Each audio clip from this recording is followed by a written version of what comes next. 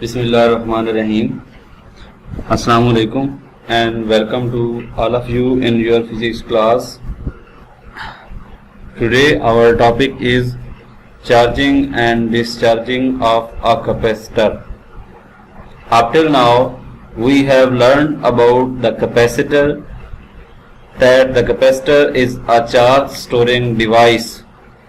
In this lecture we will see how a capacitor is charged and discharged. First of all, we will discuss charging of a capacitor. तो capacitor को charge करने के लिए जो ज़रूरी चीज़ें हैं वो सबसे पहले ज़रूरी ये है कि कैपेसिटर को हम बैटरी के साथ कनेक्ट करें। तो जब भी कैपेसिटर को बैटरी के साथ कनेक्ट करते हैं तो थ्रू वायर्स, तो इसमें रेजिस्टेंस होती है। So capacitor is always charge through a resistor.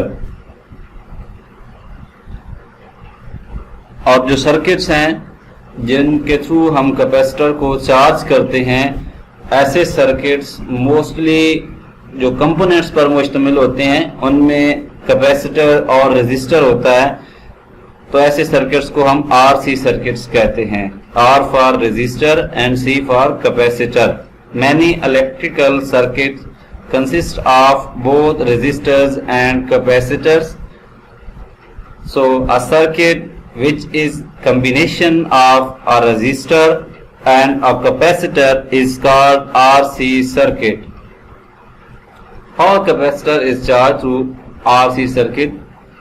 तो इसके लिए सबसे पहले जो डायग्राम है, ब्लॉक डायग्राम, कैसे हम कैपेसिटर को चार्ज कर सकते हैं वो क्या है। ये एक सर्किट है, R रेजिस्टर, ये बाकी जो वायर्स हैं बैटरी के साथ, बैटरी के पॉजिटिव टर्मिनल के साथ, दरमियान में स्विच है। इस स्विच के लिए हमारे पास ऑप्शन है। करंट किसी सर्किट से उस वक्त ही फ्लो कर सकता है जब वो सर्किट क्लोज हो, जैसा कि अब इस कंडीशन में है। स्विच को हमने A के साथ अटैच कर रखा है तो ये क्लोज स्विच कहलाता है। ठीक है, तो ये बैटरी के दूसरे एंड को हमने इस स्विच के थ्रू कैपेसिटर के साथ अटैच कर दिया है। ये पैरेलल प्लेट कैपेसिटर है। तो ये जो सर्किट है, चूंकि इसमें कैपेसिटर भी है और रजिस्टर भी, तो इस सर्किट को हम RC सर्किट कह सकते हैं। तो जब स्विच को A के साथ अटैच किया, मतलब स्विच को हमने क्लोज कर दिया, when the switch S is set at terminal A, the RC circuit is connected to the battery of voltage V0। ये V0 कोई सपोज वैल्यू है, तो हमारे पास जो बैटरी की स्ट्रेंथ है V0 स्ट्रेंथ की बैटरी के साथ हमने कैपेसिटर को अटैच कर दिया थ्रू स्विच S। तो इसका क्या रिजल्ट होगा? It starts charging the capacitor through the resistor R। Current flow करेगा, चार्ज मूव करता है इसमें, तो इस तरह चार्ज मूव करेगा रेजिस्टर के थ्रू, तो ये कैपेसिटर चार्ज होने लग जाएगा। Initially at t is equal to 0, t is equal to 0 mean अभी हमने स्विच क्लोज नहीं किया, just before the start of charging process. तो अभी चूंकि स्विच को क्लोज नहीं किया तो उस वक्त चार्ज जो है 0, Q is equal to 0 mean charge deposited on the plates of capacitor is equal to 0। और फिर जब हम उसको क्लोज करते हैं, चार्जिंग प्रोसेस स्टार्ट होता है and the charging increases gradually until it attains equilibrium value Q0 is equal to CV0, where Q0 is the maximum value of charge deposited on the plates of capacitor। क्योंकि charge जो store होता है वो battery पे depend करता है, potential difference पे depend करता है, तो इसलिए हमने Q0 इक्विलिब्रियम चार्ज, मतलब कैपेसिटर की जो मैक्सिमम लिमिट है, फर्दर चार्ज नहीं हो सकता, तो ये फाइनली चार्ज हो गया RC सर्किट के थ्रू। अब चार्ज की जो ग्रोथ है विद टाइम, उसको हम ग्राफ से शो कर सकते हैं। The growth of charge with time for different resistances is shown. अगर हम सर्किट में रेजिस्टेंसेस चेंज करते हैं तो ये एक ग्राफ है, हॉरिजॉन्टल लाइन टाइम को शो कर रही है, या ओरिजिन पे टाइम 0 होगा, कैसे कैसे टाइम इंक्रीज हो रहा है पॉजिटिव एक्स एक्सिस के अलोंग, और वर्टिकल एक्सिस के अलोंग चार्ज है कि टाइम इंक्रीज होने से चार्ज कैसे इंक्रीज होता है। तो ये हमारे पास कर्व्स हैं, ये डिफरेंट रेजिस्टेंस के लिए। इसमें ये नजर आ रहा है लार्ज आरसी, यानी ऐसे सर्किट्स जिसमें आरसी की जो प्रोडक्ट है उसकी वैल्यू ज्यादा है, हायर रेजिस्टेंस हम यूज कर रहे हैं। तो इसमें अब ये लाइन जो डॉटेड लाइन ऊपर वाली, ये इक्विलिब्रियम वैल्यू है चार्ज की, कैपेसिटर की मैक्सिमम चार्जिंग कैपेसिटी। तो ऐसे कैपेसिटर जिसमें आरसी की वैल्यू ज्यादा है, इसमें इक्विलिब्रियम वैल्यू इजीली अटेन नहीं होती, it takes time to fully charge. और ऐसे कैपेसिटर जिनमें आरसी की वैल्यू स्मॉल है, ये कंपैरेटिवली इजीली चार्ज हो जाते हैं, क्योंकि इसकी ये लाइन फौरन इस एक्सिस के अलोंग पैरेलल हो गई है। तो ये जो ग्राफ है, इससे हमें क्या रिजल्ट मिला कि कैपेसिटर ऐसे इजीली चार्ज हो जाते हैं जिसमें जो प्रोडक्ट है आरसी, रेजिस्टेंस और कैपेसिटेंस की जो प्रोडक्ट है वो क्या है, स्मॉल वैल्यू है। The voltage V across the capacitor at any instant can be determined by V is equal to Q by C।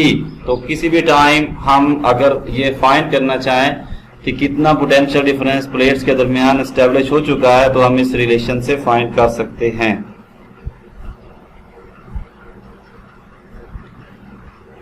तो next, discharging of a capacitor. अब एक कैपेसिटर फुली चार्ज है, तो उसका चार्ज कैसे हम utilise कर सकते हैं, उसको कहते हैं डिस्चार्जिंग ऑफ अ कैपेसिटर। तो इसके लिए भी एक ये डायग्राम हमने देखी, ये सर्किट है। अब इसमें देखें कि स्विच को हमने ए के साथ से रिमूव कर दिया और इसको एक और पॉइंट बी के साथ अटैच कर दिया है। अब इस सर्किट का बैटरी के साथ कोई कनेक्शन नहीं है, मतलब ये बैटरी अब डिस्कनेक्टेड है सर्किट से। When switch S is set at point B, the charge plus Q on the left plate flow anti-clockwise through the resistance and neutralize the charge minus Q on the right plate। तो अब चूंकि positive high potential कहलाता है और negative low potential, तो charge high to low flow करता है। तो जब इन दो पॉइंट्स हैं, एक पर हाई पोटेंशियल है, एक पर लो पोटेंशियल है, तो यहां से चार्ज पॉजिटिव फ्लो करने लग जाएगा इस डायरेक्शन में और ये दूसरे एंड पे चला जाएगा। तो इस तरह positive charge anti clockwise direction को फॉलो करते हुए नेगेटिव प्लेट की तरफ जाएगा और ये न्यूट्रलाइज होना शुरू हो जाएगा। इसको भी हम ग्राफ से शो कर सकते हैं डिस्चार्जिंग प्रोसेस को। अगेन Q जो है वो चार्ज डिपॉजिटेड और T जो है वो टाइम। तो ये अब डिक्रीजिंग कर्व जो है ये हमें डिस्चार्जिंग प्रोसेस को दिखा रही है। तो इसमें ये है कि the rate of charging and discharging of a capacitor depends upon the product of resistance R and capacitance C used in the circuit. और इस प्रोडक्ट को RC को हम कहते हैं टाइम कांस्टेंट। ये देखें कि ये कर्व जो इमीडिएटली आके इस टाइम एक्सिस को मीट कर रही है, इसका मतलब ये है कि कैपेसिटर इजीली डिस्चार्ज हो गया। तो कौन सा कैपेसिटर इजीली डिस्चार्ज हो जाता है? जिसमें RC की वैल्यू कम है, small value of RC।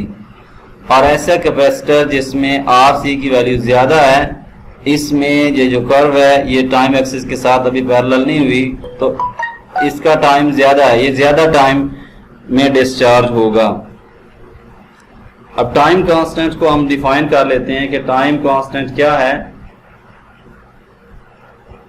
The time constant, time required by the capacitor to deposit 0.63 times of equilibrium charge Q0।